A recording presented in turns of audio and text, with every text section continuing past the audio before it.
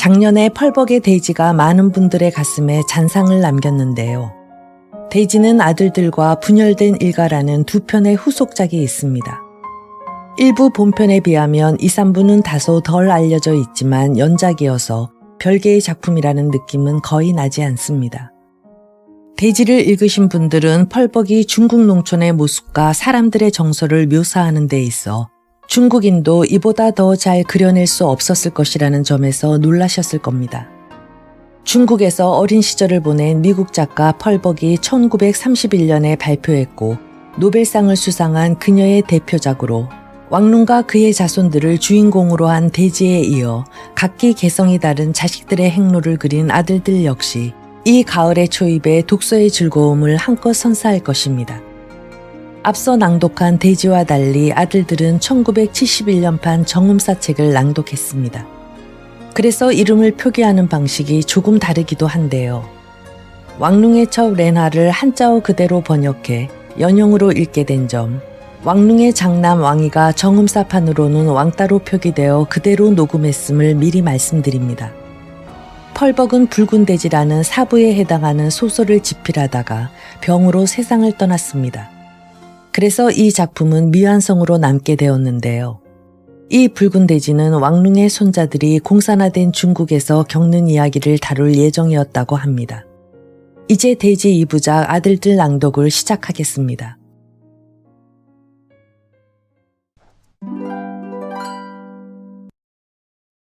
(1) 왕눈은 누워서 죽음을 기다리고 있었다. 그의 밭 한가운데 있는 작고 어두침침한 낡은 토벽집 방에 누워 있었다. 지금 누워있는 침대는 그가 젊은 시절에 자곤 하던 침대였고 또한 그가 결혼한 첫날 밤에 누워 자던 침대이기도 했다. 그 방으로 말하면 지금 그의 아들과 손자들이 살고 있는 성내의 큰 집에서 얼마든지 있는 부엌 중에 어느 것보다도 작은 것이었다. 그러나 그는 그의 토지의 한가운데 있는 조상적부터 살아온 이 오랜 집에서 죽는 것이 소망이었던 것이다. 방 안에는 마구 만든 칠도 안 한 탁자와 벤치가 있었고 그가 죽을 것이 이제는 시간 문제였으므로 그의 침대 주위에는 푸른 무명 휘장이 드리워져 있었다. 죽을 날이 다가온 것을 안 왕눈은 그의 곁에 있는 두 아들을 쳐다보았다. 그리고 그들의 얼굴 표정에서 자기가 죽기를 기다리고 있는 것을 알 수 있었다.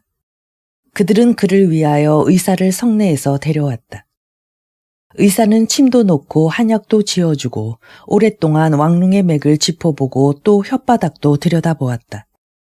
그리고는 약을 싸고 갈채비를 하면서 이렇게 말했다.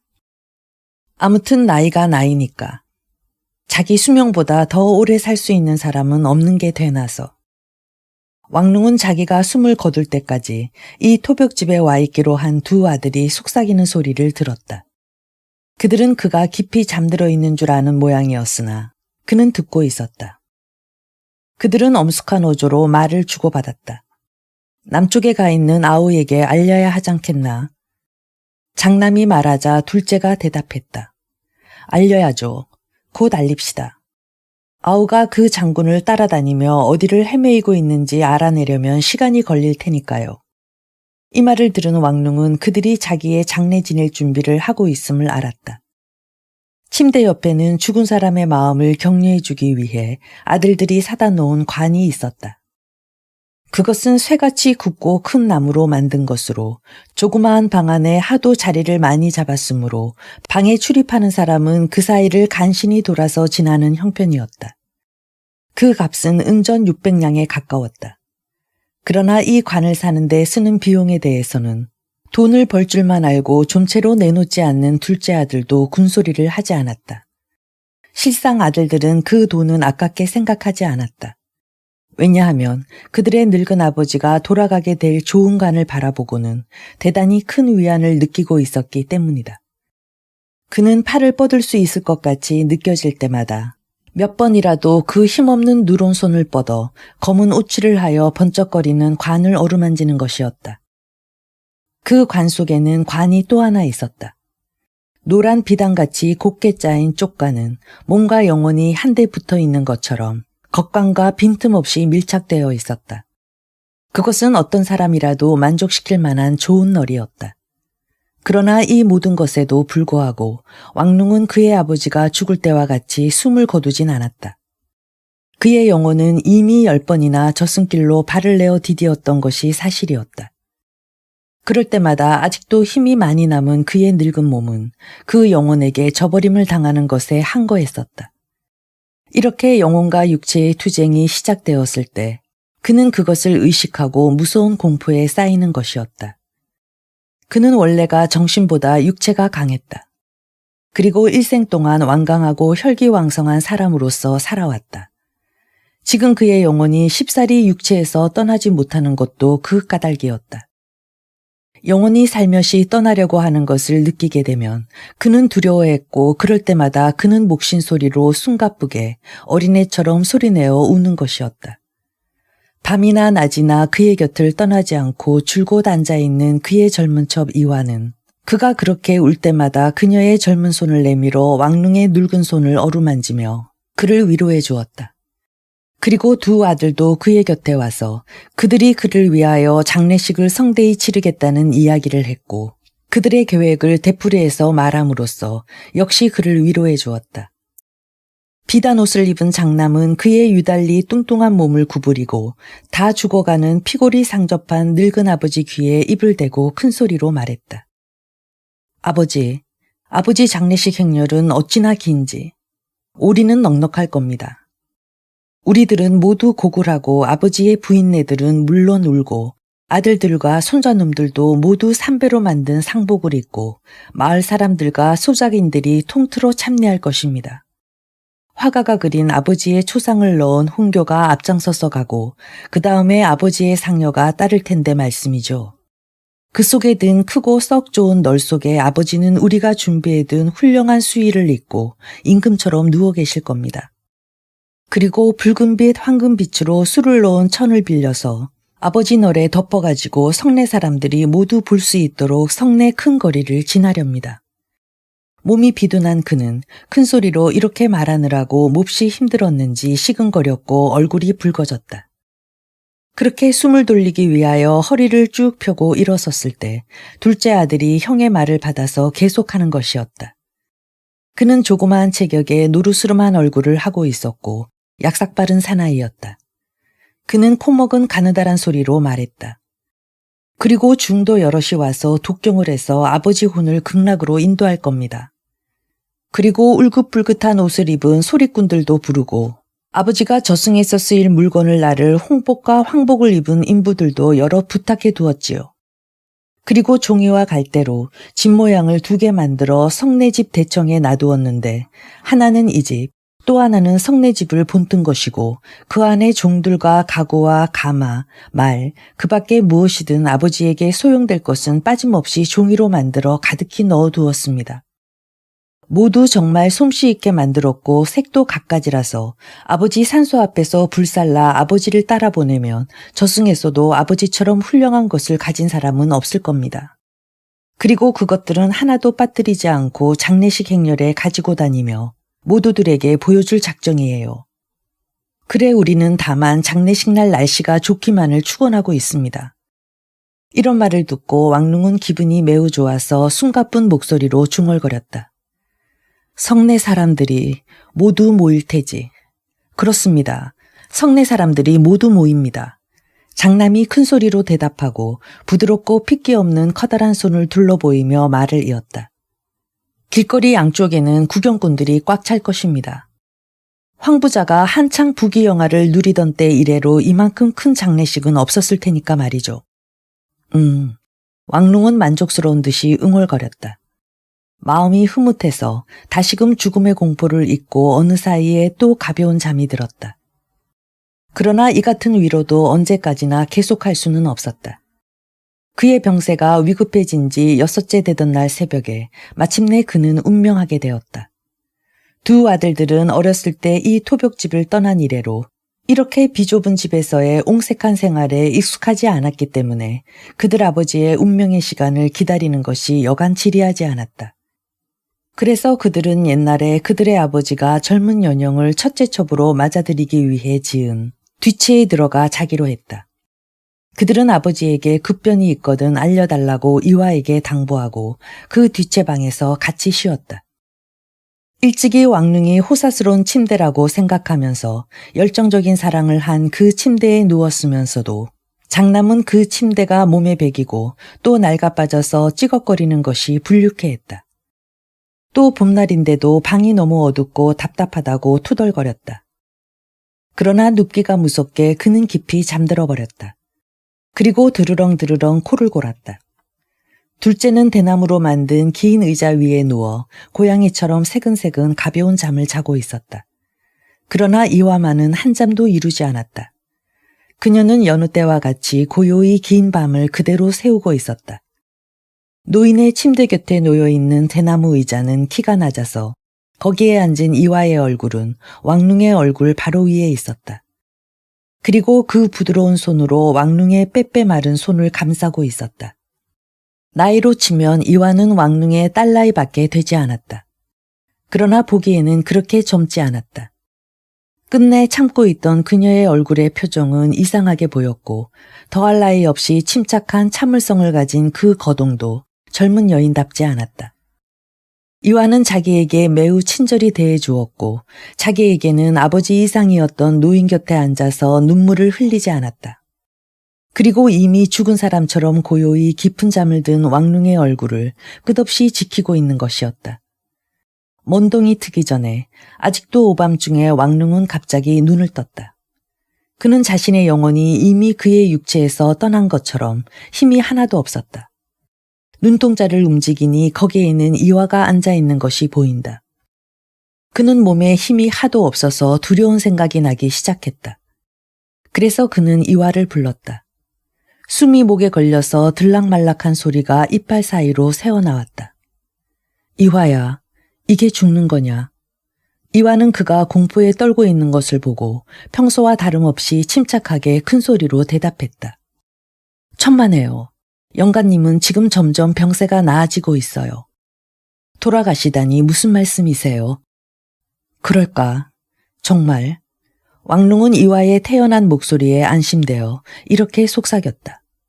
그는 이화의 얼굴을 응시했다. 그때 이화는 오고야 말 것이 닥쳐온 것을 알았다. 그리고 가슴에 두근거리는 것을 느끼면서 몸을 일으켜 왕릉을 굽어보며 여느 때 같은 부드러운 말씨로 이렇게 말했다.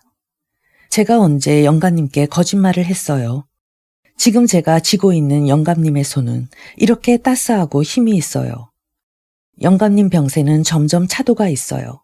낫고 있다고요. 영감님, 염려 마세요. 염려 없어요. 꼭 일어나시게 돼요. 이렇게 이화는 병세가 나아지고 있다는 말을 되풀이해 말하며 그를 위로해주고 그의 손을 잡아주었다. 왕릉은 얼굴에 웃음을 띄었다. 두 눈은 흐려져서 움직여지지 않았고 입술은 굳어지고 있었고 그의 귀는 이화의 목소리를 놓치지 않으려고 애쓰고 있었다. 다음 순간 왕릉이 참말로 죽어가고 있는 것을 본 이화는 그에게로 더 가까이 몸을 구부리고 언성을 높여 똑똑한 목소리로 말했다. 영감님, 영감님은 낫습니다. 나아요. 돌아가시지 않아요. 돌아가실 리가 있겠어요. 이화는 끝까지 위로했다. 그러나 그 말소리를 들으면서 왕릉의 심장은 고동을 멈추고 그리하여 왕릉은 죽었다. 그러나 그는 편히 죽지는 못했다. 비록 위안을 받으면서 죽었지만 그의 영혼이 그의 육체를 뿌리치고 떠나는 순간 그의 육체는 맹렬히 분노한 것처럼 그의 사지를 내저었다. 그때 허이적거리는 그의 뼈만 남은 손이 내려다보고 있던 이화의 얼굴을 쳤다. 얼굴 복판을 맞은 그녀는 아픈 얼굴에 손을 대면서 중얼거렸다.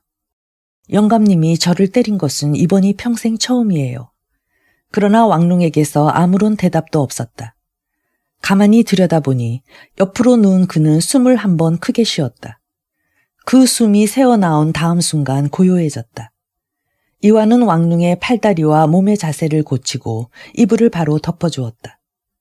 그리고 뜨고 있어도 보지 못하는 그의 두 눈을 그녀의 부드러운 손가락으로 내리감겨 주었다. 그녀는 왕릉에게 죽지 않을 것이라고 다짐해 주었을 때 그의 얼굴에 나타났던 웃음이 아직도 사라지지 않은 것을 보았다. 이 모든 것을 끝냈을 때 그녀는 뒷채로 가서 자고 있는 아들들을 깨워야 하겠다고 생각했다. 그러나 그렇게 생각을 하면서도 그녀는 다시 낮은 의자에 주저앉았다. 아들들을 곧 불러야 할 줄 알면서도 이완은 자기를 때린 왕릉의 손을 잡고 그 위에 얼굴을 대고 혼자서 소리 없이 눈물 지었다. 그러나 그녀의 마음은 이상하게 느껴졌다. 확실히 슬픈데도 다른 여자들과 같이 울어서 마음을 풀 수가 없었다. 그녀의 눈물이 그녀에게 위로를 준 일이 없었기 때문이다. 그래서 오래 앉아 있지 않고 곧 일어서서 뒷채로 가서 형제를 깨웠다. 그리고 그녀는 말했다. 서두르실 것 없어요. 이미 운명하셨으니까. 그러나 그들은 이와의 소리를 듣자 황급히 뛰어나왔다. 장남은 그대로 입고 잤기 때문에 비단 옷은 구겨져 있었고 머리털도 흐트러져 있었다. 그는 아버지 방으로 뛰어갔다. 거기에는 그들의 아버지가 이와가 바로 누인 대로 조용히 누워 있었다. 두 아들은 마치 처음 대하는 사람처럼 그들의 아버지의 죽은 얼굴을 들여다보았다. 그리고는 약간 두려워하는 기색이었다. 장남은 마치 남이 들을까 염려하는 듯이 나직한 소리로 물었다. 편히 돌아가셨는지 혹은 힘들어 하셨는지. 이와는 여전히 조용히 대답했다. 영감님은 자신도 돌아가시는 줄 모르고 돌아가셨어요. 그러자 둘째 아들이 말했다. 정말 주무시는 것 같은데 조금도 돌아가신 것 같지가 않아. 이렇게 죽은 아버지를 지켜보고 있던 두 아들은 시체로 변한 아버지의 그러한 모습을 보고 막연한 두려움을 느꼈다. 그 눈치를 보고 이완은 부드럽게 말했다. 준비해야 할 일이 많지 않아요. 이 말에 그들은 그들이 살아있는 것을 새삼스럽게 기쁘게 생각했다. 장남은 자기의 구겨진 옷을 펴고 얼굴을 비비면서 목신 소리를 내었다. 참 그래, 장례 준비를 해야지. 두 형제는 마음이 홀가분해진 것을 느끼며 그들의 아버지가 죽어 누워있는 그 토벽집에서 재빨리 나왔다. 2. 왕룽은 죽기 전 어느 날 그가 죽거든 그가 그의 땅에 묻힐 때까지 시체를 관에 넣어서 이 토벽집에 두어달라고 아들들에게 일렀었다.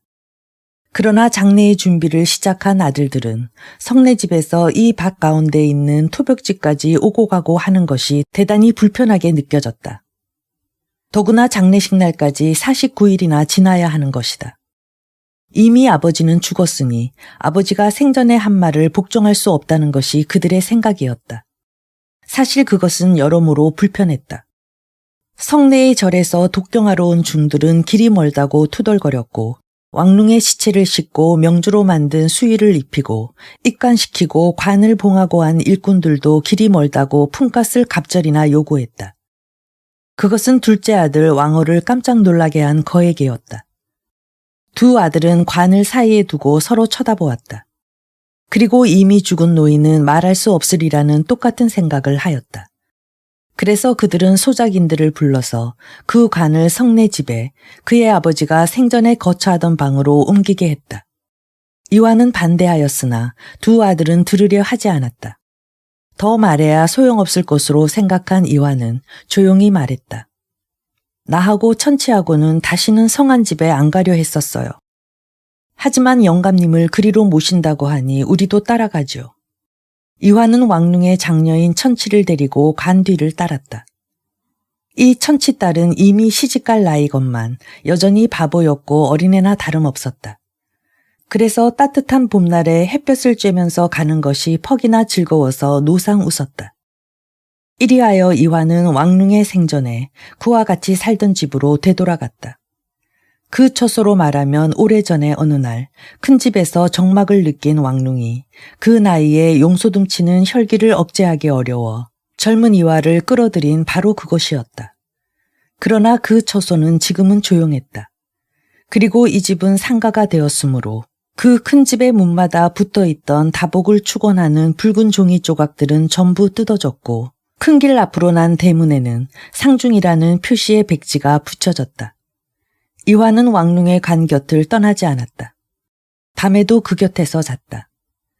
이처럼 왕릉과 함께 장례식 날을 기다리고 있던 어느 날 연영이 그녀의 몸종을 보내왔다. 왕릉의 첫째 첩이었던 그녀는 몸종을 통해서 왕릉의 영전에 분양을 하고 싶다는 말을 전했다. 이화는 전날에 그녀의 주인이었던 연영을 대하기가 싫었지만 예의상 공손히 맡겠다는 대답을 하지 않을 수 없었다. 그래서 그렇게 대답을 하고 나서 그녀는 일어서서 과안 앞에서 타고 있는 촛불을 이리저리 옮기는 등 연영을 맞을 준비를 했다. 그 옛날 왕릉이 이화와 관계를 맺은 것을 안 연영이 노발대발하여 다시는 이화를 만나지 않겠다는 말을 왕릉에게 전했던 것이며 왕릉은 이화를 둘째 첩으로 삼아 자기 방에 두었던 것인데 아무튼 그때 이후로 이화는 연영을 처음 만나게 되는 것이었다. 연영은 그 후 질투와 노여움으로 이화가 살았는지 죽었는지 전혀 무관심한 채하고 지내왔다. 그러나 사실은 그녀는 줄곧 호기심을 가지고 있었다. 그래서 왕릉이 죽은 뒤에 그녀는 몸종인 두견에게 이렇게 말했다. 이제는 영감이 죽었으니 그년이나 나나 서로 싸울 것은 없으니까 내가 한번 가서 그년이 어떻게 지내는지 꼴을 좀 보고 올까 해. 이런 호기심에 가득 차서 연영은 독경하러 오기 전에 일찌감치 시간을 택해 자기 방에서 나왔다. 그리고 어기적 몸종들의 부축을 받으며 걸어왔다. 이화가 그 방에 서서 기다리고 있을 때 연영이 들어왔다. 연영은 예의를 다하기 위해 초와 향목을 가지고 왔고 몸종을 시켜서 관 앞에 분향케 했다. 몸종이 그 일을 하는 동안 연영은 이화 얼굴에서 시선이 떠나지 않았다. 이화가 어떻게 변했으며 얼마나 나이 먹어 보이는지 뚫어져라고 바라보았다. 물론 연영도 상복을 입고 흰신을 신고 있었으나 그 얼굴에는 슬픈 기색이 없었다. 그녀는 이화에게 말을 붙였다. 아니, 전과 다름없이 작고 핏기가 없구먼. 조금도 변하지 않았어. 글쎄, 그 영감이 너에게서 뭘 보고 그랬는지 알 수 없는 노릇이지. 이화가 몹시도 작고 얼굴이 창백하고 두드러지게 아름답지도 않은 것을 본 연영은 스스로 위로를 받았다. 이화는 고개를 숙인 채 관 앞에 잠자코 서 있을 뿐이었다. 그러나 가슴이 터질 것 같이 미웠다. 그리고 지난날에 섬기던 주인인 연영에게 그런 중호심을 느끼는 것이 너무 지나친 것 같아 미안한 생각도 들었다. 한편 이미 늙은 연영은 언제까지나 누구를 미워할 수도 없는 양 이화에게 눈총을 주던 그녀는 마음이 놓이자 이번에는 관 쪽으로 시신을 옮기고 중얼거렸다. 아들들은 저걸 사느라 은전을 많이 썼을 테지. 그러고는 연영은 무거운 몸을 일으키고 관 가까이에 가서 얼마짜리나 되는지 알아보려는 듯이 널 가죽을 더듬어 보았다.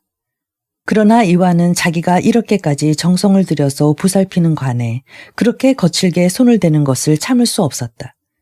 그래서 그녀는 날카롭게 소리쳤다. 손대지 마세요. 이화는 섬세한 양손을 가슴 위에 부둥켜쥐고 아랫입술을 깨물었다.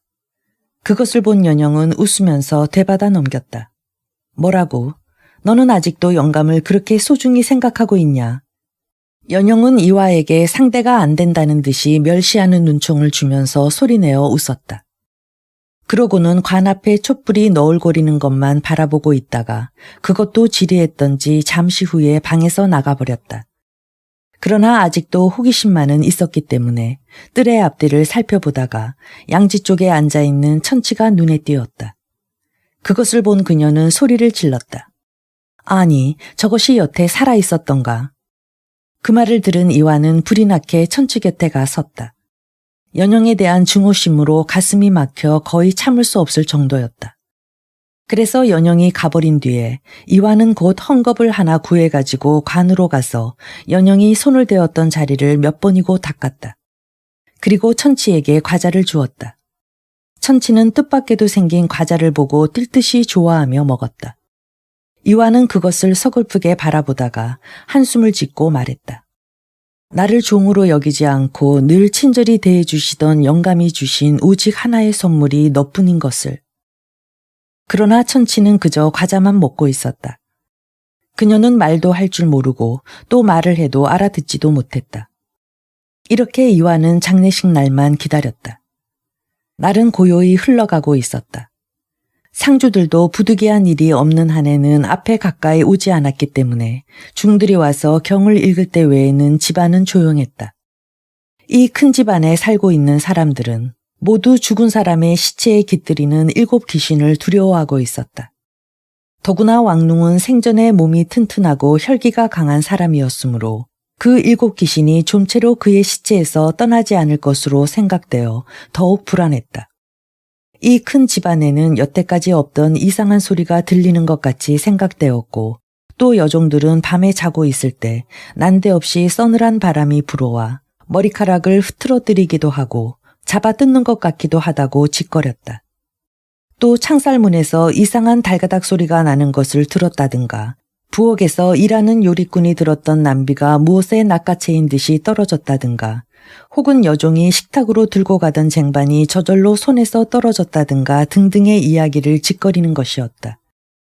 하인 하녀들의 그따위 이야기를 듣고는 그것은 그들의 무식한 소리라고 웃어넘겼다. 그러나 그들도 속으로는 불안했다. 연영은 그런 이야기를 듣자 몸종인 두견에게 말했다. 그럴 게다. 워낙 심술궂은 영감쟁이였으니까. 그러나 두견은 대꾸했다. 세상을 떠난 영감님에게 그런 말씀 마세요. 장례식이 끝날 때까지는 좋게 말씀하세요. 이와만은 아무런 두려움도 타지 않았다. 그는 왕눈이 살았을 때와 마찬가지로 홀로 왕눈 곁에 살았다. 그리고 누런 승복을 걸친 중들이 나타난 것을 보았을 때에만 그 자리를 떠나 자기 방으로 물러갔다. 그리고 조용히 앉아서 구슬픈 경 읽는 소리와 처량한 북소리에 귀를 기울였다. 죽은 왕눈의 육체에 깃들여 있는 7 귀신은 차차로 떠나갔다. 이래마다 으뜸가는 중이 상주에게로 와서 말했다. 또한 귀신이 떠났습니다. 그럴 때마다 상주들은 그에게 은전을 주었다. 이렇게 날은 흘러갔다. 77이 49, 49일 장례날은 가까이 왔다. 성내 사람들은 부잣집 왕눈의 장례식을 위하여 일관이 어느 날을 택했는지를 모두 알고 있었다. 그날은 여름도 가까운 늦은 봄날이었다. 그날 아침이 되자 부인네들은 아이들에게 조반을 서둘러 먹게 하여 구경을 놓치지 않으려고 했고 농부들도 그날만은 일하러 가지 않았다. 가게의 점원 아이들은 장례 행렬이 지날 때 어떻게 하면 잘 볼 수 있을 것인가를 궁리하는 것이었다.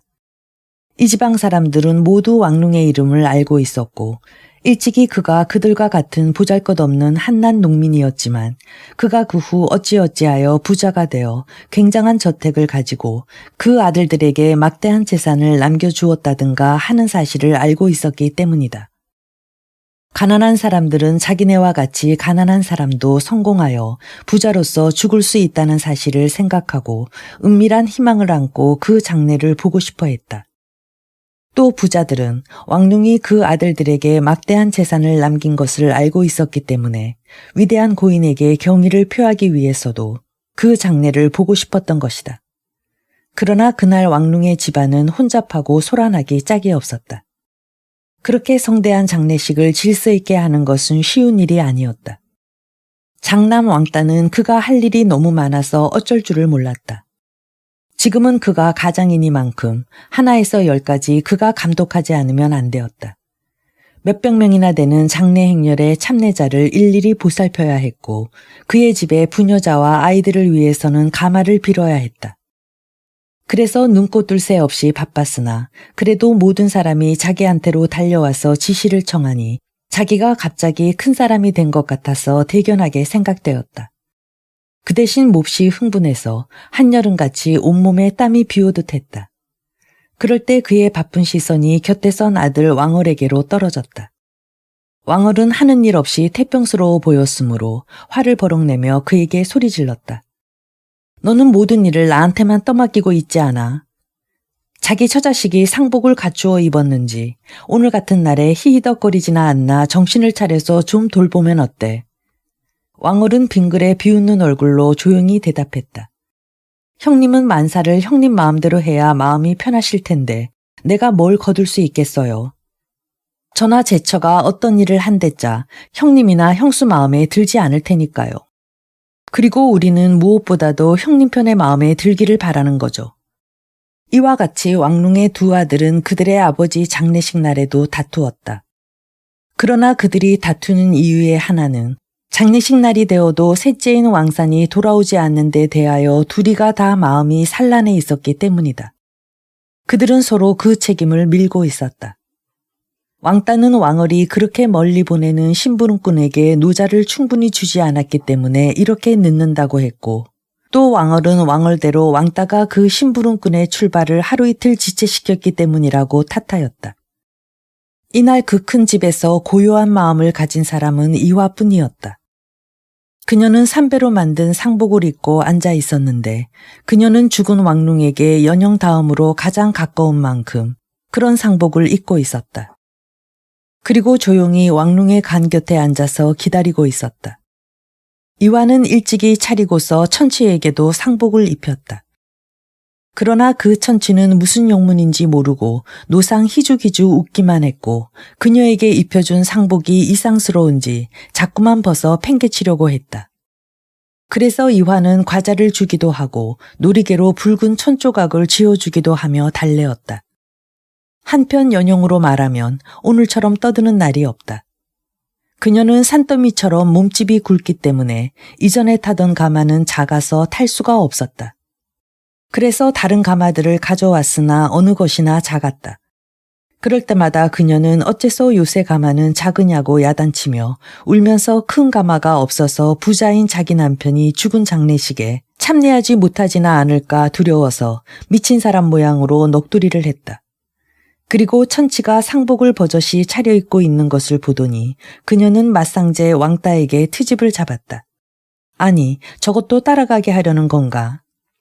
사람들이 많이 보는 이런 날에 천치를 데리고 가서는 안 된다고 연영은 왕따에게 불평을 했다. 그러나 이화는 조용하고도 단호한 어조로 말했다. 아니에요. 영가님은 날더러 이 불쌍한 딸의 곁을 잠시도 떠나선 안 된다고 말씀하셨어요. 돌아가신 영가님의 분부입니다. 그리고 이인은 나를 따르고 내 말을 잘 들으니까 조용하게 따라갈 것이니 염려 마세요. 아무에게도 폐를 안 끼쳐요. 왕따는 이화의 말대로 하게 했다. 장례식에 참석한 손님들이 몇백 명이나 초조하게 출상을 기다리고 있었기 때문에 연영의 트집을 상대하고 있을 시간이 없었다. 왕따가 초조해하는 것을 본 가마꾼들은 그들이 뽐낼 좋은 기회라고 생각하고 품값을 더 주어야 가겠다고 요구를 하기 시작했다. 또 상여꾼들은 관이 보통 것보다 무겁고 또 묘지까지 길이 멀다는 이유로 본래 약속한 품값으로는 도저히 갈 수 없다고 버티었다. 소작인들과 성내의 불황자들은 안채뜰에까지 몰려들어와서 여기저기에 서서 입을 뻥긋이 연 채 하는 일 없이 구경하고 있었다. 이 혼잡한 와중에 또 하나의 방해물이 있었는데 그것은 왕따의 아내가 왕따 곁을 떠나지 않고 남편이 일처리를 잘못한다고 끊임없이 잔소리를 하는 것이었다. 그래서 왕따는 오래간만에 땀을 뻘뻘 흘리며 분주하게 목신소리로 고함을 쳤으나 그의 말을 귀담아 듣는 사람은 거의 없었다. 이래서 장례식이 과연 이날 안으로 끝내질는지조차 의심스러웠다. 그럴 무렵에 다행한 일이 생겼다. 돌연히 셋째인 왕산이 남쪽에서 돌아왔던 것이다. 마지막 순간에 그는 나타났던 것이다. 그는 집을 떠난 지 10년 만에 돌아왔으므로 그가 어떻게 변했나 하고 모두 그를 주시했다. 왕릉이 이화를 첩으로 들인 날 이후로 그는 집을 떠난 채였던 것이다. 그는 그날 이상한 감정에 충격을 받고 집을 뛰쳐나갔던 것이며 그 후 다시는 한 번도 집에 돌아오지 않았던 것이다. 집을 떠날 때 그는 키가 훤칠하고 성미가 사납고 노기가 등등해 있었다. 그리고 굵직한 검은 눈썹을 내리뜨리고 아버지를 미워하면서 집을 떠났던 것이다. 그러던 그가 지금은 그들 삼형제 중에서 키가 가장 큰 헌원장부가 되어서 돌아왔는데 어찌나 변했던지 여전히 검고 굵은 눈썹과 무뚝뚝한 입모양이 아니었더라면 아무도 그를 왕산으로 알아보지는 못했을 것이다. 그는 군복을 입고 저벅저벅 대문 안으로 걸어 들어왔다. 그 군복은 보통 사병들의 군복이 아니었다. 좋은 검은 천으로 만든 군복 저고리에는 금단추가 번쩍거리고 허리에는 가죽으로 맨 긴 환도를 차고 있었다. 그의 뒤에는 총을 맨 군인 넷이 따랐다. 그중 한 사람은 언청이었으나 모두 씩씩하고 튼튼하게 생긴 청년들이었다. 이들이 대문 안에 들어서자 그렇게 혼잡하고 소란하던 것이 물을 끼얹은 듯이 대번에 조용해졌다. 모든 사람들의 얼굴은 그리로 쏠렸다. 왕산의 모습이 사납고 또 위압적이었기 때문에 모든 사람들은 일시에 잠잠해졌던 것이다. 그는 구경하러 온 소작인들과 성내의 불황자들과 그리고 중들이 웅성거리는 가운데로 구두 소리도 요란하게 힘찬 발걸음으로 들어와서 벼락같이 호령했다. 형님들은 어디 계시느냐? 이미 누가 형들에게 달려가서 왕산이 돌아왔다고 알렸기 때문에 그들은 맞으러 나왔다. 형들은 어떤 태도로 그를 맞아야 할 것인가에 대해 주저했다. 예의를 갖춰 맞이해야 할지 혹은 다만 집을 나간 막내 동생으로 맞이해야 할 것인지 갈피를 잡지 못했던 것이다. 그러나 그들이 위풍당당한 군복을 입은 그와 그 뒤에서 차렷 자세로 서 있는 시식한 4명의 군인을 본 형들은 대번에 정중한 태도를 취했다. 초면의 귀인을 맞이하는 것 같이 겸손한 태도로 절을 하고 장례식 날인 만큼 슬픈 한숨을 지었다. 그러자 왕산도 예의 있게 형들에게 공손히 절을 하고는 좌우를 둘러보았다. 그리고 입을 열었다. 아버지는 어디 모셨습니까? 두 형은 군피수를 놓은 붉은 천으로 덮은 관을 모신 뒷방으로 그를 안내했다. 그는 따라온 군인들을 뜰에 세워두고 혼자 방 안으로 들어왔다. 디딤돌을 밟은 가죽구두 소리가 들렸을 때 이와는 누가 왔을까 하고 잠깐 문 앞으로 눈을 주고는 왕사님을 알자 그만 벽을 향하여 얼굴을 돌리고 그대로 서 있었다. 그러나 왕사는 거기에 있는 여자를 보고 또 그녀가 누구인지 알았는지 어떤지는 모르나 그렇다 할지라도 그런 내색을 하지 않았다. 그는 영전에 공손히 한번 절을 하고 나서 그를 위해 준비된 삼배로 만든 상복을 가져오라 하여 갈아입었다. 형들은 그를 위하여 삼배 상복을 준비해 두었지만 이렇게 키가 클 줄은 몰랐기 때문에 그에게는 짧았다. 그러나 그는 아무 말 없이 입고 그가 사온 향초를 켜고 아버지 영전에 바치기 위해 새로 고기를 가져오게 하였다. 초에 불을 밝히고 제물 진설이 끝나자 그는 3번 무릎을 꿇어 절하고 예법대로 곡을 3번 했다. 그러는 동안에도 이와는 여전히 벽을 향한 그대로 한 번도 왕산을 보려고 하지 않았다. 왕산은 그 일이 끝나자 곧 일어나서 빠른 말투로 짧게 말했다. 자, 준비가 됐거든 출상하죠. 그리고는 매우 이상한 일이 일어났다. 여태까지 그렇게 혼잡하고 소란하고 시비가 많던 것이 벼랑간에 조용해지고 모두 고분고분하게 복종하려고 했다. 왕산과 그를 따라온 군인들이 나타난 것이 그 위력을 발휘한 것임에 틀림없었다. 지금까지 왕따에게 떼를 쓰던 가마꾼들도 이제는 나직나직한 목소리로 오히려 사정을 하는 말투로 나오게 되었다. 그러나 왕산이 그 검고 굵은 눈썹을 모으고 그 가마꾼들을 노려보자 그들의 말소리는 더욱 낮아지고 마침내는 들리지조차 않았다. 잔소리 말고 일해. 이 집에서는 적당하게 대우를 해줄 테니. 왕산이 이렇게 말하자 그들은 한마디도 하지 못하고 가만히 있는 곳으로 갔다. 마치 군인과 총에는 어떤 마력이 있는 것처럼 보였다. 모두 제자리를 잡고 다음에 그 큰 관을 뜰에까지 내놓았다. 그러고는 삼배로 여러 번 그 관을 두르고 상역군들은 그 밧줄에 장대를 깨워 그것을 어깨에 걸머매었다. 한편 왕릉에 홍교가 있었는데 그 속에는 그가 생전에 여러 해 동안 쓰던 담뱃대와 옷과 그가 병으로 눕게 된 후에 화가에게 그리게 한 초상화를 넣었다. 왕릉은 그가 병들기 전에는 자기의 초상화를 그려둔 것이 없었다. 그것은 왕릉과 비슷하지도 않았고 어떤 성인의 그림에 지나지 않았으나 화가는 제주껏 그린 것으로 긴 수염이라든가 짙은 눈썹과 많은 주름살은 노인들이 흔히 가지는 모습이었다. 이렇게 해서 장례식의 행렬은 움직이기 시작했다. 부녀 상제들의 곡성이 일어났다. 그 중에서도 가장 높은 곡성을 내는 이는 연영이었다. 그녀는 머리털을 흐트러뜨리고 하얀 손수건으로 번갈아 눈을 닫고 울면서 넋두리를 했다. 그녀는 내가 믿고 살던 영감은 같다면서 엉엉 울었다. 거리 양편에는 왕릉이 마지막으로 지나가는 것을 구경하려는 사람들이 빼곡하게 서 있었다. 그들은 연영이 통곡하는 광경을 보고 서로 칭찬을 했다. 착한 아낙네야. 죽은 사람을 저렇게 슬퍼하니. 또 어떤 사람은 그런 뚱뚱보가 잘도 고함을 친다고 눈이 휘둥그레서 말했다.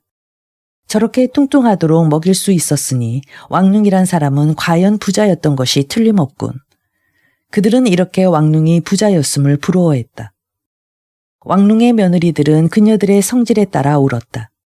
맏며느리는 우는데도 정숙하게 이따금 수건을 눈에 대면서 연영처럼 정도를 넘지 않게 울었다. 그녀의 남편 왕따가 1년 전에 맞아들인 첩은 예쁘장하고 포동포동하게 생긴 여자였는데 그녀는 본부인의 거동만 보고 본부인이 울면 자기도 따라 울었다. 그러나 농가 출신인 둘째 며느리는 우는 것을 잊었다. 가마꾼들이 어깨에 메고 가는 가마에 타보는 것은 이것이 처음 경험하는 일이었고 또 벽과 문들 앞에 수백 명의 구경꾼이 득실거리는데 눈이 팔려서 울 여가가 없었던 것이다. 때때로 생각난 듯이 손을 눈에 대기는 했으나 그럴 때조차 손가락 사이로 구경꾼들을 내다보고는 우는 것을 잊어버렸다. 예로부터 여자들이 우는 것을 3가지로 나눌 수 있다고 알려지고 있다. 소리를 높여서 눈물을 흘리는 것을 곡이라 하고 소리 높이 울기는 하나 눈물이 흐르지 않는 것을 호라 하고 소리 없이 눈물만 흘리는 것을 읍이라고 하는데 이 왕릉의 상여를 따라가는 모든 부녀들 즉 왕릉의 첩들과 며느리들과 여종들과 몸값을 받고 울어주는 울음꾼들 중에서 읍하는 여자는 한 사람뿐이었는데 그것은 이화였다. 그녀는 가마 안에서 아무도 보지 못하게 휘장을 내리고 소리 없이 눈물을 흘렸던 것이다. 마침내 그 성대한 장례식이 끝나고 왕릉이 그의 땅에 묻히고 종이와 갈대로 만든 집, 하인, 하녀, 마소의 모양들에 이르기까지 불살라 제가 되게 하고 향로 앞에서 아들 삼형제가 마지막 배례를 마치고 또 울음꾼들이 그들이 울 만큼 다 울어서 그들에게 품값도 치러 보냈다. 그러고 나서 그 무덤에 흙을 높이 쌓아 올려 봉분을 하고 모두 울음을 그쳤을 때에도 이화만은 여전히 소리내어 울었다. 그리고 모두 성내 집으로 돌아갈 때 그녀는 그 집으로 가지 않겠다고 했다. 그리고 바로 토벽집으로 갔다. 왕따는 이화에게 자기들과 같이 성내 집으로 돌아가서 살고 늦어도 유산 분배가 끝날 때까지는 같이 있자고 권했으나 이화는 듣지 않았다. 나는 그 토벽집에서 영감님과 제일 오래 살았어요. 그 집이 나에겐 제일 마음 편했어요. 그리고 영감님은 이 불쌍한 딸을 나에게 맡겼어요. 만약 내가 이의하고 성내 집으로 가면 당신의 부인이 이 일을 싫어하실 게고 또 나도 그 사람한테 미움을 받을 거예요. 그러니까 우리 2사람은 영감님의 옛집에 남아있겠어요. 우리에게 신경 쓰지 마세요. 필요한 것이 있으면 내가 청하지요.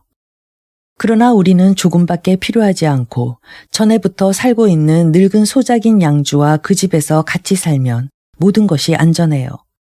그렇게 해야 당신의 여동생도 돌봐주고 또 돌아가신 영감님의 분부를 지키게 돼요. 그럴까? 정 그렇다면야. 왕따는 겉으로는 만류하는 채 했으나 내심 기뻐했다.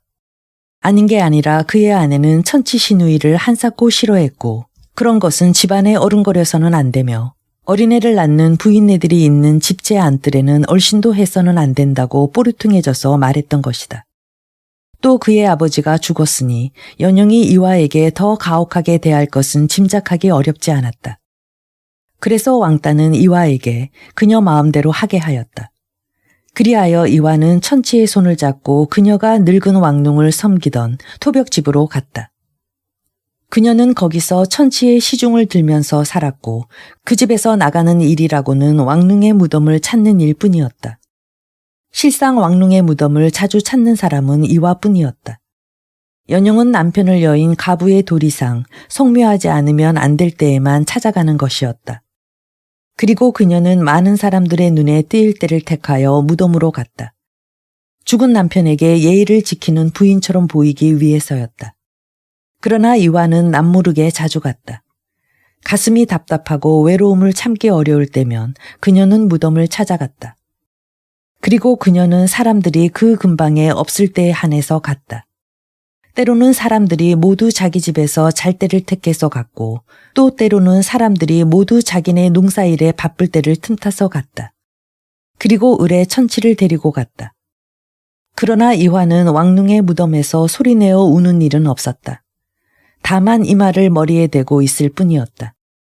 흐느껴 울 때도 있긴 했으나 그런 때에도 소리는 내지 않았고 다만 한두 번 가느다란 목소리로 속삭일 뿐이었다. 영감님, 아니 아버지, 저의 단 한 분의 아버지. 3. 대지에 뿌리 박은 완강한 노인 왕릉은 이미 죽어서 무덤 속에 있지만 그는 아직도 잊혀질 수는 없었다. 그의 아들들은 3년간 몽상을 하지 않으면 안 되었던 것이다. 새로 가장이 된 왕따는 만사를 예의범절에 맞는 격식에 따라 가기 위해 조심하였다. 그리고 어떻게 하는 것이 격식에 맞는지 판단하기 어려울 땐 그의 아내에게 묻는 것이었다. 그는 일찍이 일개 농부의 아들로 태어나서 그의 아버지의 요행과 노력으로서 거부가 되어 마침내 성안에 이렇게 큰 저택을 살 때까지 들판에서 또 촌락에서 자랐기 때문에 예의범절을 자세히 몰랐기 때문이다. 그래서 그가 남몰래 그의 아내에게 의견을 물으면 그녀는 그런 것도 모르느냐고 멸시하는 눈치를 보이면서 매정하게 답해 주었다. 그러나 이 집에서의 그녀의 체면을 생각해서 가르치는 것은 자세했다. 아시겠어요? 아버님의 괴연을 대청에 모셔놓고 끼니 때마다 상식을 드리는 것이에요. 복중에는 이렇게만 하면 돼요. 그리고 그녀는 더 자세히 설명했다.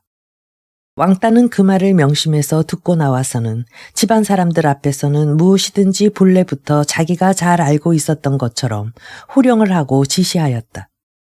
이렇게 하여 복중의 의복도 때에 맞추어서 모두 갈아입게 하였다. 그러기 위해 많은 배를 사고 친모를 고용했다. 장례날로부터 100일 동안 새 상주는 흰 신을 신어야 한다. 그 후에도 복중에는 회색 같은 화려하지 않은 것을 신어야 한다. 또 그들과 그들의 아내들은 만 3년 동안 비단 옷을 입어서는 안 된다. 3년이 지나면 정식으로 왕릉의 혼백이 깃들인 위패를 만들어 그의 아버지와 조부의 위패들 가운데 모셔놓는 일인데 그때가 되어서야 복이 완전히 끝나는 것이었다. 왕따는 호령하고 지시했다. 그리고 그가 명령하는 대로 가족들의 상복은 준비됐다. 그는 가장이 됐기 때문에 무슨 말을 할 때라도 위세 있게 큰 소리를 치고 또 어느 방에서도 동생들과 자리에 앉을 때엔 반드시 웃자리에 앉는 것이었다. 그의 두 동생은 가장인 맏형의 명령에 복종했다. 왕얼은 속으로 비웃고 있는 것 같이 그 작은 입을 발름거렸다. 왕릉이 살았을 때 모든 토지의 관리를 맡긴 것은 왕얼이었기 때문에 그는 형보다 영리한 사람이라고 자신하고 있는 것이었다. 또 소작인이 몇 사람이나 되며 철에 따라 토지에서 얼마나 수입이 있겠는가 하는 것도 자기만이 알고 있었고 그러한 지식이 있는 만큼 그는 그의 형과 아우를 지배할 수 있다고 적어도 속으로 생각하고 있었다. 그러나 왕사는 필요에 따라 남의 명령에 복종해야 한다는 것을 배운 사람처럼 맏형의 말에 귀는 기울였지만 실행에 있어서는 그리 마음이 내키지 않는 성 싶었고 하루바삐 이 집을 떠나고 싶어 했다. 솔직하게 말해서 이들 삼형제는 그들의 아버지의 유산을 분배하는 날이 하루속히 오기만 기다리고 있었던 것이다. 왕따의 동생들은 아버지가 남긴 토지는 맏형에게만 예속돼 있지 않으면 안 되기 때문에 갈라주기를 원하고 있었고 또 가르기로 의견의 일치를 보았던 것이다. 그리고 그들은 토지의 분배를 받으면 그것을 무슨 목적으로 쓸 것인가에 대해서 각기 꿍꿍이 속을 가지고 그날이 오기만을 기다리고 있는 터였다. 그들은 각자가 제멋대로 바라고 있었다. 장남 왕따는 자기에게 돌아올 재산이 얼마나 되는지, 그리고 그것은 아내와 첩과 많은 아이를 가진 대가족의 생계와 그리고 그가 억제하지 못하고 있는 그 자신의 남모르는 즐거움을 위해 쓰는 비용을 충당하는데 충분한지 알고 싶었다. 그리고 둘째 왕얼은 이미 큰 곡물상도 하고 고리대금도 하고 있기 때문에 빨리 유산을 받아서 이용하여 사업을 크게 벌여볼 심산이었다. 막내 동생 왕사는 쾌벽스럽고 묵묵하게 아무 말도 없기 때문에 무엇을 원하고 있는지 아무도 짐작할 수 없었다. 거무스름한 얼굴을 한 그는 숫째 말이 없는 것이었다. 그러나 그가 하루빨리 집을 떠나고 싶어 하는 것만은 명백했다. 그러나 그가 나누어 받을 유산은 어떻게 쓸 것인지 아무도 알 도리가 없었고 또 감히 그에게 물어보는 사람도 없었다. 그는 막내였지만 형들은 그를 두려워하고 있었고 하인 하녀들도 그가 부르면 다른 사람이 부를 때보다 갑절이나 동작을 빨리 하는 것이었다. 왕따는 위세당당한 큰 소리를 치지만 그가 부를 때 그들은 가장 동작이 느렸다. 왕릉은 생전에 그렇듯 몸이 완강하고 오래도록 살았기 때문에 그가 죽을 때에는 그의 일가 중에서 같은 학렬에 속하는 사람은 단 한 사람밖에 없었다. 그것은 왕릉의 숙부의 아들인 사촌이었는데 그는 떠돌아다니는 비적대에서 대대장 노릇을 하고 있었고 왕릉의 아들들은 그가 어디 있는지도 모르고 있었다. 그는 그의 부대를 이끌고 돈을 많이 주는 장군을 찾아서 이 장군 저 장군의 휘하로 돌아다녔다. 그리고 단독으로 약탈을 하는 편이 유리하다고 생각될 때에는 그는 장군 밑에서 떠나기도 했다. 삼형제는 그들의 오촌이 있는지 모르는 것을 오히려 다행으로 생각하고 있었다. 죽었다는 소식 이외엔 그에 대해 아무것도 알고 싶지 않았던 것이다. 그 오촌 이외엔 손이 친척이 없었으므로 이런 경우에는 옛부터의 습관에 따라서 이웃 사람들 중에서 존경할 만한 사람에게 청하여 정직하고 선량한 사람들이 모인 가운데서 유산을 분배해야 하는 것이다. 어느 날 밤 삼형제는 누구에게 그것을 부탁할 것인가에 대해 의논을 할 때 왕을이 곧 의견을 내놓았다.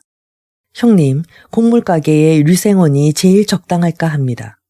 제가 그 어른 밑에서 점원 노릇도 했고 또 형님의 장인이니까 그분만큼 우리가 믿을 만한 분은 없을 것입니다.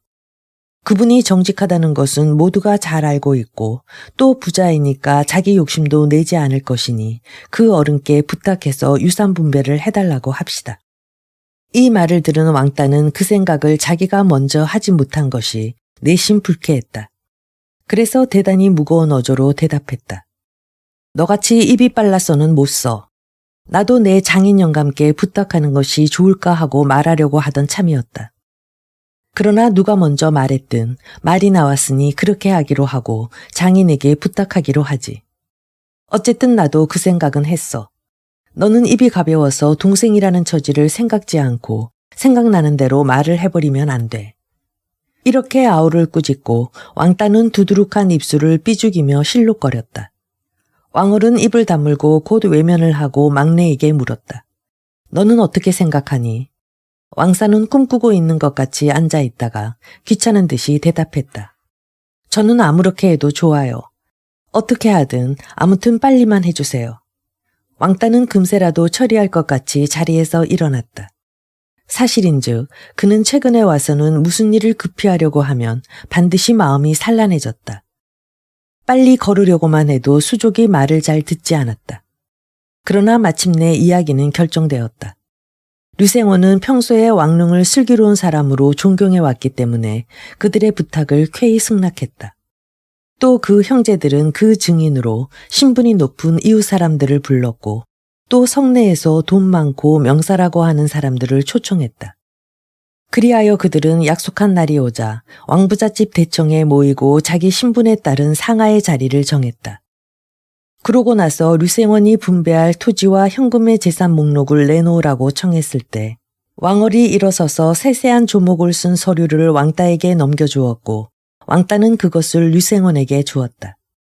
그것을 받은 류생원은 먼저 서류를 펴놓고는 커다란 안경을 콧등에 걸고 자기 귀에 읽어 들려주는 것처럼 나지막한 소리로 읽었다.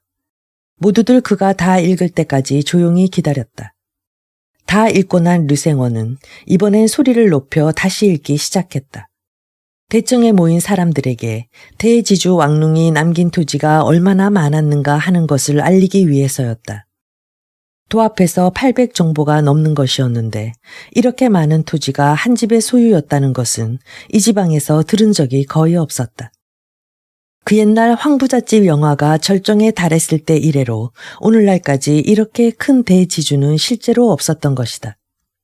왕얼마는 모든 것을 알고 있었기 때문에 놀라는 표정을 짓지 않았지만 다른 사람들은 체면상 점잖게 얼굴빛을 변치 않으려고 힘을 쓰고 있으면서도 그 놀란 표정은 숨기지 못했다.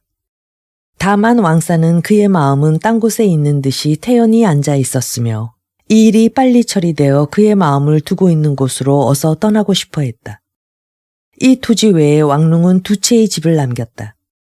그 하나는 조상 쪽부터 내려오는 들 가운데 있는 토벽집이고 또 하나는 황부잣집이 몰락하고 그 가족이 이사할 때 왕룽이 산 이 웅장한 저택이었다.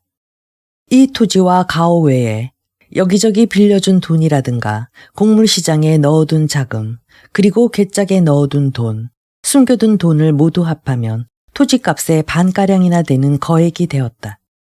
그러나 이 막대한 재산을 형제끼리 분배하기 전에 처리하지 않으면 안 될 일이 있었다. 그것은 소작인이라든가 사업관계에 있는 장사치들에게 청산해줄 잔돈도 있지만 그보다 훨씬 중요한 것은 왕룽이 생전에 첩으로 두었던 두 여인의 몫에 대한 문제였다. 왕룽은 같이 들판에서 일하던 아내인 오란의 실증이 났을 때 그의 정욕을 만족시키기 위해 아름다운 연영을 찻집에서 데려왔던 것이며 또 늙어서는 그의 집 여종이었던 이화를 다시 뒷방의 첩으로 들였던 것이다. 물론 이 두 여인의 어느 쪽도 정당한 아내는 아니었다. 첩이란 그 주인이 죽었을 때 아직 젊은 여자라면 다른 남편을 구하여도 그리 비난을 받지 않았다. 그러나 스스로 원해서 나가지 않는다면 그들은 죽을 때까지 생활비를 받을 권리가 있는 것이며 세 형제들도 그것을 잘 알고 있었다. 과연 연영은 나이가 이미 늙었고 몸도 어지간히 뚱뚱해져서 다른 남자를 구할 수도 없었다. 그러므로 그녀는 살아오던 뒷채에서 편안히 여생을 보내는 것이 훨씬 좋았다. 그래서 류생원이 연영의 이름을 부르자 그녀는 두 여종의 부축을 받으며 문 가까운 그녀의 자리에서 일어서서 수건으로 눈물을 닦으면서 슬픈 어조로 말했다. 저를 먹여 살려주시던 영감님이 돌아가셨는데 제가 어떻게 다른 남자를 생각할 수 있겠어요. 그리고 이제 제가 어디로 가겠습니까? 지금 이 나이에 먹을 것과 입을 것이나 족하고 내 슬픈 심정을 조금이라도 덜기 위해 약간의 술, 담배나 있으면 돼요. 그러니 이젠 영감의 아드님들의 선심에 의지할 수밖에 없습니다. 류생원은 자신이 선량한 사람인지라 다른 사람들도 선량하게 생각하는지 친절한 눈으로 연영을 바라보았다. 그는 연영이 찻집에 있을 시절에 자기도 그것에 다녔지만 지금은 까맣게 잊어버리고 있었고 그녀의 과거를 모르고 그저 왕룽같이 좋은 사람의 아내였다는 것만 생각하고 오히려 존경하는 태도로 말했다. 당신 말이 옳소. 과연 왕영감은 옳은 사람이었소. 또 모두들 그렇게 말하고 있소. 그럼 이렇게 합시다. 당신은 매달 은전 20냥을 받고 여태까지 살던 집 뒷채에서 종들을 거느리고 살도록 하시오. 돈 외에 식량과 의류도 얼마쯤 받도록 하시오. 그러나 연영은 류생원의 말을 한마디도 빠뜨리지 않고 귀담아 들으며 아들들의 얼굴을 힐끔힐끔 살펴보다가 그 말이 끝나자 양손으로 가슴을 부둥켜쥐더니 애끓는 소리를 내었다. 20냥이라고요. 아니, 20냥만 주신단 말씀이에요. 그걸 가지고 뭘 한단 말이에요. 나는 식욕이 없고 거친 음식은 먹지 못하고 사탕과자를 안 먹곤 못 배겨요. 20냥 가지고는 정말이지 사탕과자도 제대로 못 사겠어요. 그러자 류생원은 코안경을 벗고 놀란 눈으로 그녀를 노려보았다. 그리고 엄격한 어조로 쏘아 말했다. 무슨 말인고? 매달 20냥이면 웬만한 집에선 온 식구가 먹고도 남아. 주인이 죽은 뒤에는 그 밥만 가지고도 가난하다는 말을 듣지 않고 살 수 있어. 그러자 연영은 정말로 울었다. 이번엔 남보기 위한 것이 아니었다. 그녀는 여태까지 한 번도 생각해 본 일이 없는 왕룽을 부르면서 발악을 했다. 영감이 날 버리고 가지 않았던들 세상에 이럴 수가 있겠소. 당신은 멀리 가버리고 박대를 받는 날 도와줄 수 없구려. 이때 휘장 뒤에 연영 가까이 서 있던 왕따의 아내는 휘장을 젖히고 연영의 이런 행세가 점잖은 자리를 더럽히니까 빨리 제지하라고 남편에게 눈짓을 했다. 아내가 매우 안타까워하는 것을 보고 당황한 왕따는 앉은 자리에서 아내의 눈짓을 못 본 채 하려고 했지만 아내의 눈초리가 예사롭지 않았기 때문에 피할 수도 없었고 해서 마침내 그는 의자에 일어서서 방안을 소란하게 만든 연영의 소리가 눌릴 만큼 고함질렀다. 아버님, 이런 소리를 듣고 있다가는 끝이 없으니 조금 더 돈을 주기로 합시다. 그러나 왕얼은 형의 말을 참을 수가 없었다. 그래서 의자에서 벌떡 일어났다. 더 주려거든 형님 몫에서 주도록 해주시오. 정말 20냥이면 충분한 것입니다. 충분할 뿐입니까? 아무리 노름을 한데도. 그가 이렇게 말을 낸 것은 나이가 많아지고부터 연영이 노름에 정신이 팔려 있는 것을 알기 때문이었다. 그녀는 자고 먹는 시간을 빼놓고는 줄창 노름판에서 살았다. 왕따의 아내는 더욱 분개하면서 시동생의 말을 듣지 말라고 남편에게 자꾸만 손짓했다. 그리고 모두 들을 수 있을 만큼 큰 소리로 속삭였다. 아니에요. 모두 가르기 전에 이것을 처리해야만 돼요. 어째서 우리만이 연영에게 더 낸단 말이에요. 자리가 갑자기 소란해졌다. 본래 조용한 류생원은 크게 놀라서 넋을 잃은 사람 모양으로 이 사람 저 사람의 얼굴만 둘러보았다.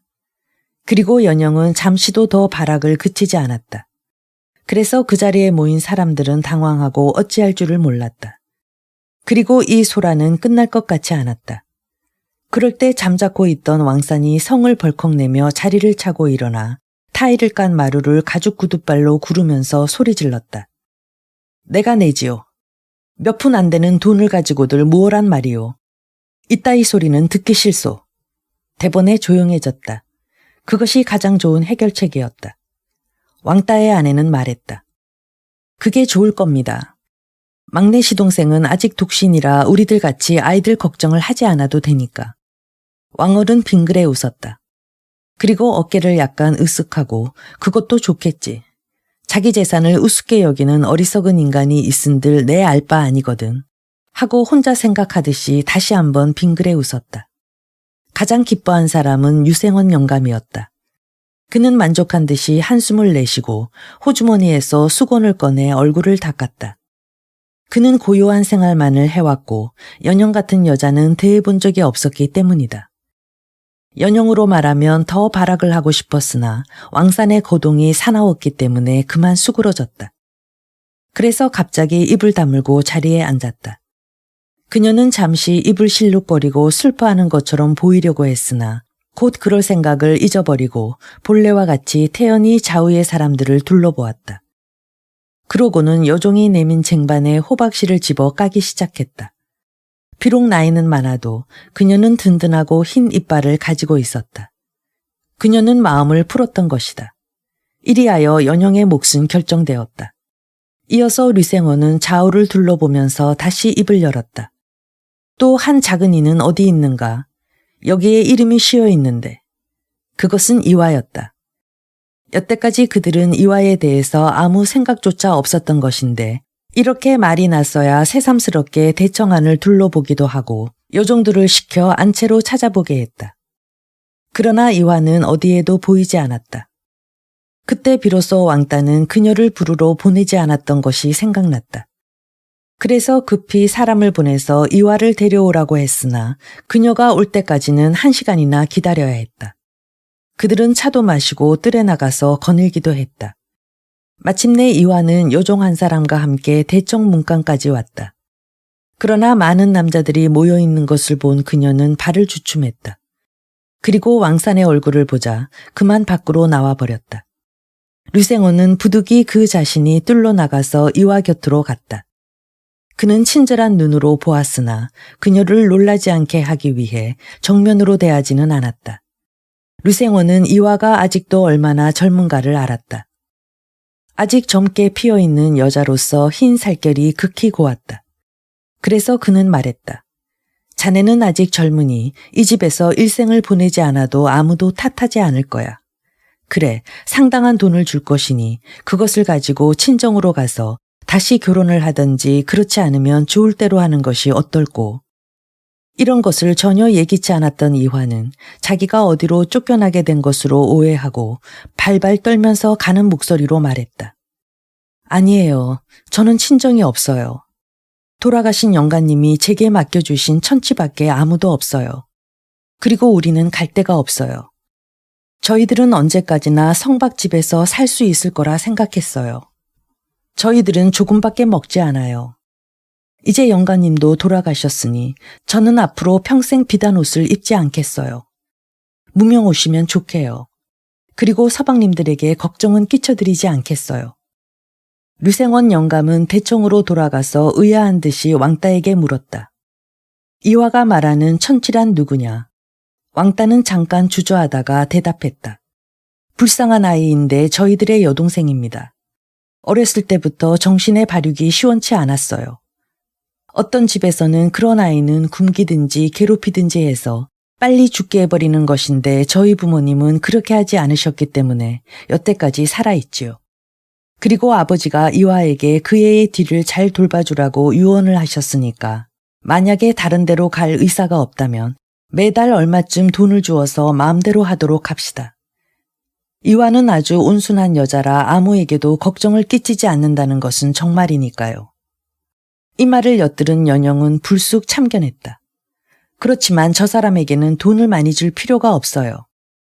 본래 이 집의 종으로서 아무거나 먹고 또 무명옷이나 걸치고 살던 것인데 영감님이 늙어 눈이 뒤집히셔서 저런 하얀 얼굴에 취했던 것이에요. 보나마나 저 사람이 영감님을 깬 것이 아니겠어요. 그리고 저 병신에는 하루빨리 죽는 것이 상수예요. 연영이 이렇게 시부렁거리는 것을 듣고 있던 왕사는 무서운 눈초리로 그녀를 쏘아보았기 때문에 그녀는 얼굴을 돌렸다. 그때 왕산이 소리 질렀다. 이화에게도 저 늙은이하고 똑같은 돈을 주도록 해요. 내 몫에서 주겠소. 연영은 단연 반대였다. 그녀는 큰 소리는 못하고 작은 소리로 중얼거렸다. 나이 많은 사람과 적은 사람을 똑같이 취급하는 법이 어디 있담. 더구나 저 사람은 내 몸종이었는데. 연영은 또다시 발악을 할 기세였다. 그것을 본 류생원은 황급히 말했다. 그 말이 옳아. 옳고 말고. 그러나 나이 많은 사람에겐 20딴냥, 나이 적은 사람에게는 20냥씩 주기로 하지. 류생원은 다시 뜰로 나가서 이화에게 말했다. 자, 안심하고 돌아가라고. 그리고 마음 편히 살아도 좋아. 매달 20냥씩 보내주기로 했어. 그 말을 듣고 이화는 진심으로 그에게 감사했다. 그녀는 어떻게 될 것인지 마음을 졸이고 있던 참이었다. 핏기를 잃은 그녀의 입술은 바르르 떨기까지 했다. 여태까지 살아오던 대로 살아갈 수 있고 또 안전하게 살 수 있게 된 데에 적이 마음이 놓였다. 이러한 일들이 결정되고 보니 나머지 일들은 훨씬 수월하였다. 류생원은 계속해서 유산 목록을 조사한 다음 토지와 가업과 돈을 4등분하여 그 2분은 마지인 왕따에게 나머지 2분은 왕얼 왕산에게 나누려고 하였다. 그랬더니 왕산이 불쑥 말했다. 저는 땅도 집도 일 없습니다. 나는 어릴 때 아버지가 농산일을 시킨다고 들에만 따라다녔기 때문에 땅은 보기만 해도 싫습니다. 또 아직 장가를 들지 않았으니 집도 소용없습니다. 그러니 저에겐 돈만 주십시오. 그래도 집이라든가 땅을 나눠주신다면 형님들이 제 것을 사주십시오. 두 형은 이 말을 듣고 충격을 받아 말문이 막혔다. 돈이란 것은 쓰고 나면 없어져 버리는 것이었다. 집이라든가 땅이란 것은 언제까지나 남아있는 것이다. 그런데 자기 몫의 유산을 전부 돈으로 환산해 달라는 인간이 어디 있을 것인가. 정말 처음 듣는 이야기였다. 왕따는 정색하며 말했다. 이봐, 병신이 아닌 이상 일생 동안 결혼하지 않는 남자가 이 세상에 어디 있단 말인가. 조만간에 너도 장가를 가야지. 아버지가 안 계신 이상 그것은 우리 형들의 의무이기도 해. 그렇게 되면 너도 집과 땅이 필요해. 왕을은 매우 솔직한 어조로 말했다. 내 몫으로 받은 토지를 내가 어찌하든지 간에 우리는 결코 안 산다. 유산을 돈으로 받아서 다 써버리고는 돌아와서 자기가 토지와 유산에서 속기나 한 것처럼 생떼를 쓰는 예를 흔히 볼 수 있는 일이고 설령 증서가 있다 해도 위조라고 하면 그만이고 말만으로서는 증거가 안 되지 않겠니? 그리고 말이지, 당사자가 그런 문제를 일으키지 않는다고 해도 그 사람의 아들이나 손자들이 시끄럽게 굴 수도 있는 거란 말이야. 그래서 대를 이어서 말썽이 될 수 있는 거야. 그러니까 토지 분배를 받아야 안심이 된단 말이야. 너도 좋다고 하면 내 토지를 내가 관리해서 매년 거기서 나는 수입을 내게로 보내주는 것은 좋으나 어쨌든 내 것을 전부 은전으로 바꾼다는 것은 찬성할 수 없다. 이 말을 듣자 모두 그것이 옳은 말이라고 맞장구를 쳤기 때문에 왕산이 나는 땅도 집도 소용없어요. 라고 중얼거렸지만 아무도 상대하지 않았다. 다만 류생원이 호기심이 나는 듯이 물었다.